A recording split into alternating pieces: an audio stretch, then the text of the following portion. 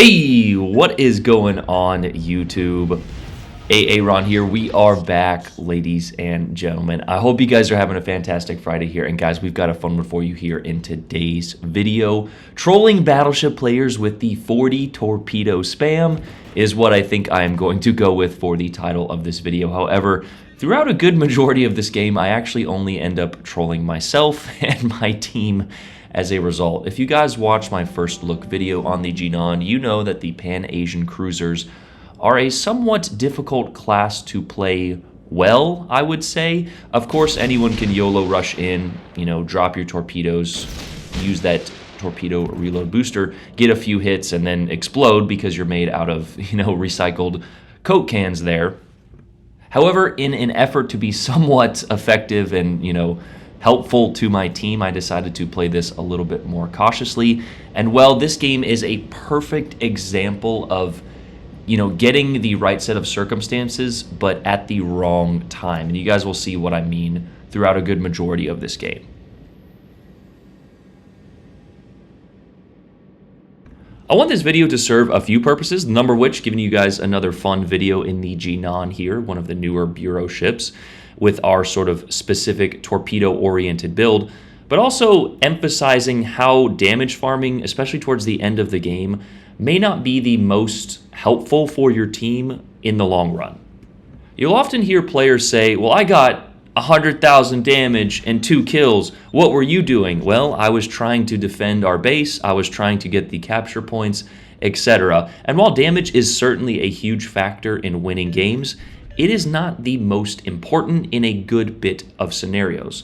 Now, unfortunately for the Pan-Asian cruisers, that is really all that they are good at, is dishing out damage. As we mentioned in our first look video, they don't really have the utility besides their smokescreen and concealment to get into position to really affect the game other than, connecting a few torpedoes and hopefully setting 1 or 2 permanent fires after you trigger a damage con.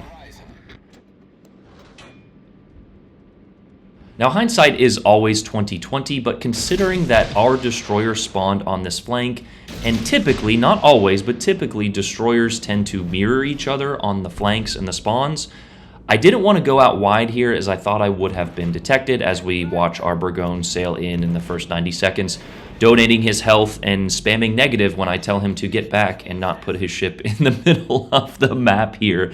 You just often wonder, it's like, I understand that some people are playing for fun, and that is sort of what I'm doing right now. I am running a meme build on a ship which is arguably not that strong in the grand scheme of the game, but whatever ship I am playing, I can guarantee you I'm not going to be having a whole ton of fun when I die in the first 3 minutes. But alas, that leaves us some more open ocean to where we can use our torpedoes. And at this point in the game, you see the mass formation of battleships at Bravo. And because we had another ship sort of come towards the middle, I was thinking, you know what?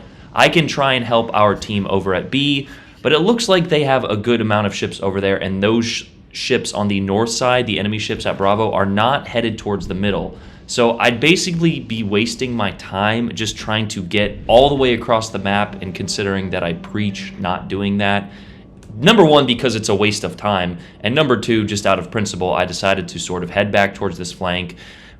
Hopefully the ships push on the westerly flank there so we can sort of torpedo them and make quick work of this flank, and then get on the backside and hopefully torpedo those camping battleships on the north side of Bravo there.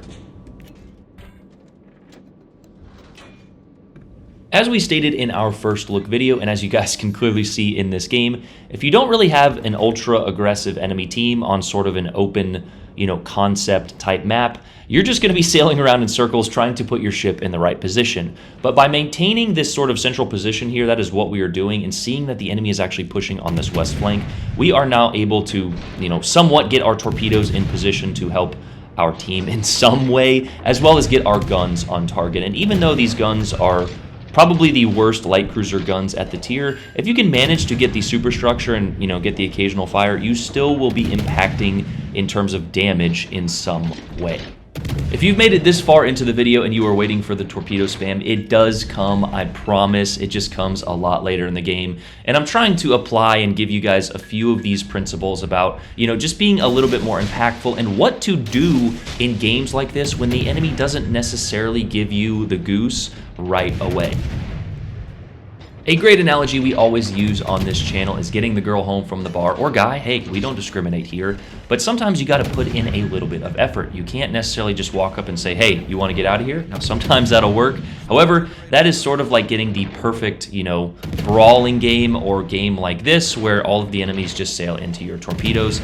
It isn't always going to happen, and sometimes you need to put in that little bit of work in order to close, and that is essentially what we are doing here, trying to position our ship, trying to put it in the right spots while simultaneously supporting our team.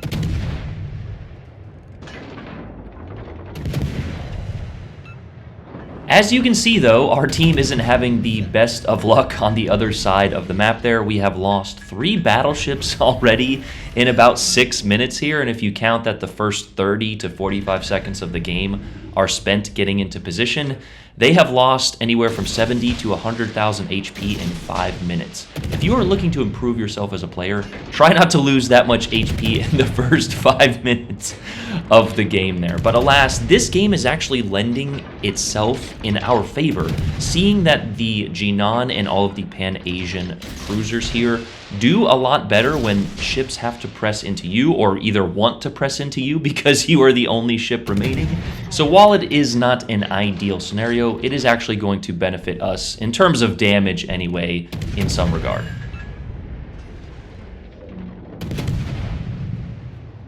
And now, chat, you can watch probably one of the most difficult shots to hit in the game, hitting a destroyer with shells that take about 12 seconds to reach the target there, and we did manage to connect one, but with any micro adjustment from that Shima, even if that guy sneezes and touches the left stick there, he is going to dodge our shells, as you guys can see there.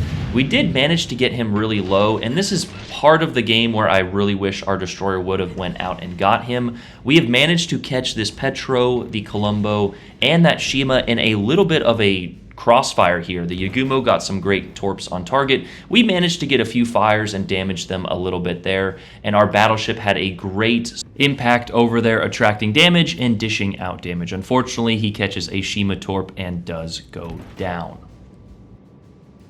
And it's at that point I peek over to our last remaining battleship with about 15,000 health and realize, well, this is going to be a great opportunity in terms of our torpedoes and the reload boosters for this specific build. There are 3 remaining battleships and a heavy cruiser there, all of which are pretty full health, and this is where, in terms of the memes and the fun, the game gets good.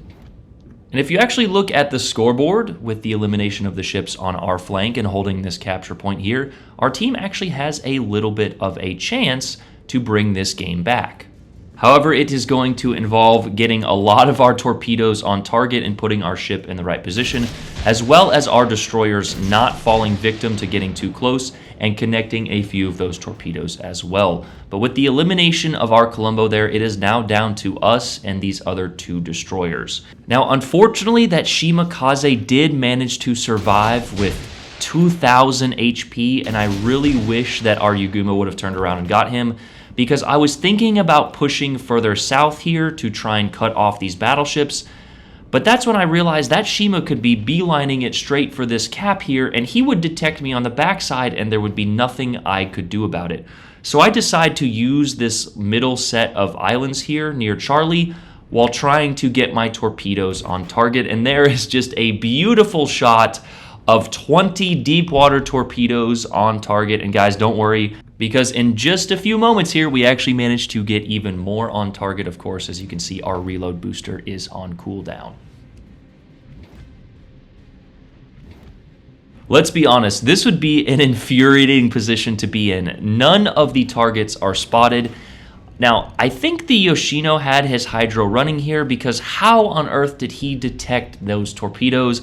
I thought that was going to be a dev strike and the opening of a very good set of torpedoes on those battleships, but the Yoshino actually turns and those battleships did not press forward. So our first set of 20 misses, all except for one, which fortunately hit on the bow of that Yoshino. But alas, guys, do not worry. Our torpedoes are reloaded with our build here. And as you can see, our reload booster is almost off of cooldown there. So we will be sending a very good parting gift, at least, if we do go down and don't get the win, towards this group of battleships. I also quickly want you guys to pay attention to what the GK did. The GK was actually a viewer of this channel, and he actually went into my Discord and said GG's after this game. But his move probably won his team the game. He turned back towards Alpha because he knows that there was a destroyer on this flank here. And truthfully, it doesn't really do him any good to push with the other 3 of his teammates there. There's no advantages gained in doing so. So a shout out to him for ruining what was potentially a super great game for me. But here we decide to pop our smoke screen. We've gotten a few torpedoes on target. We have these ships lining up again. We're going to go ahead and pop the right side here as we actually connect 2 torpedoes on that Loria. So now we have a little bit left of a damage con on that Yoshino possibly, and a damage con on that Loria. On top of that, we go ahead and pop our reload booster and send out more torpedoes. So not quite the full 40 torpedo spread all in a row. You do have to, of course, turn your ship. And it's honestly a very unique set of circumstances that you can get all 40 on target, but we do still have our left side available. So as soon as we sort of realize where this Shima is, we're going to try and either reverse or go forward and get those torpedoes on target towards that GK, who is headed towards that Alpha cap, which our Yagumo is actually smartly capturing. Unfortunately, we don't really connect any permanent fires on that Loria, but we do actually manage to connect another one of those torpedoes, and that is when we see that the Shimakaze torpedoes are headed into our smokescreen. Now, fortunately, they run out. However, we would have dodged those regardless, but that tells us that the Shima is on this flank. And again, hindsight is always 20/20. We could have potentially went south there instead of north, and tried to get the mass group of those battleships. Unfortunately, this is the decision we made, and this is how it played out here. Which is just another great example of damage farming. All I'm doing at this point is really damage farming. Now, we do give our team somewhat of a chance. You will notice that the points are not in our favor. We are down almost 200 at this point. And if this Yagumo dies, it is over. I believe the GK had his Hydro active, at least for some bit of time, as you can see that he was shooting at that Yagumo there. However, we do have a good set of torpedoes on the way, and we have guns, so we're going to go ahead and try and distract this GK and give our team a 2% chance of winning, even though we know that it is very unlikely at this point. But I've got some HP and some guns and some torpedoes on target, so hell, we're going to give it a ride. In addition to that, we actually managed to remove a good portion of HP from the enemy ships on the opposite flank there. So if our destroyer manages to connect 1 or 2 torpedoes, he can get elimination as well. And if you guys look, we've got those torpedoes on target for the Kurfürst. We might just have a chance to win this game here. The enemy is closing in on 1,000 points, but the Kurfürst makes the wrong turn at the wrong time. And we managed to connect 4 torpedoes into his side while also popping our smokescreen and our heel just a little preemptively. And it is now a essentially one ship swing type of game as we're trying to desperately ping our destroyers. We also noticed that the torpedoes just went past the Yagumo. And this is, if I had one small complaint of this Yagumo, as we mentioned earlier, he should have went after that Shima.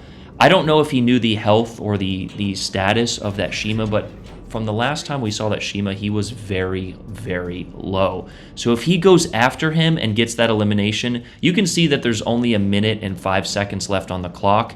He is never going to make it in range of anything else for the rest of the game. So all he should have done is just park himself in A and or try and go after that Shima. As you can see there, our Shima actually manages to get an elimination as well. And we have swung the points in our favor, or so we thought. That is when the enemy Shimakaze enters Alpha.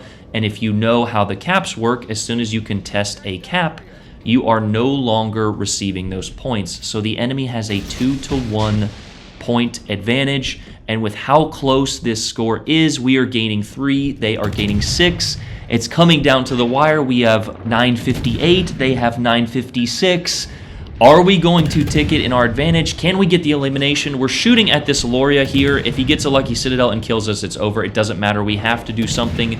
That Yagumo turns around, but it's not in time. The enemy ticks the points in their favor. I could have launched those torps 5 seconds sooner as well. We may have managed to get one on target, which might have done it.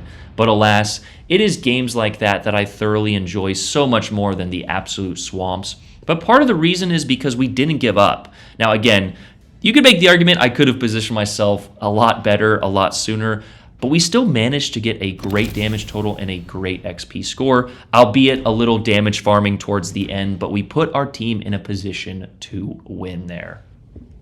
Here is our build though, guys. I showed it a little bit earlier on in the video, but this is the specific torpedo build we're running. We're actually running Gleaves in Makawa as well as all of the selected torpedo perks that Chen has to offer there. So a fun little meme-worthy game in the Jinan here for a little half of a Friday feature. I know that I haven't done those in months now, and I apologize for that, but I've just been super busy. Yesterday, I basically worked a 14-hour day, went home, and I was just done. I was trolling people on Facebook as my free time, but yeah, that's going to do it for me, guys. I hope you guys enjoyed that one. Let me know what you guys think. I love you guys. I'm out. Peace.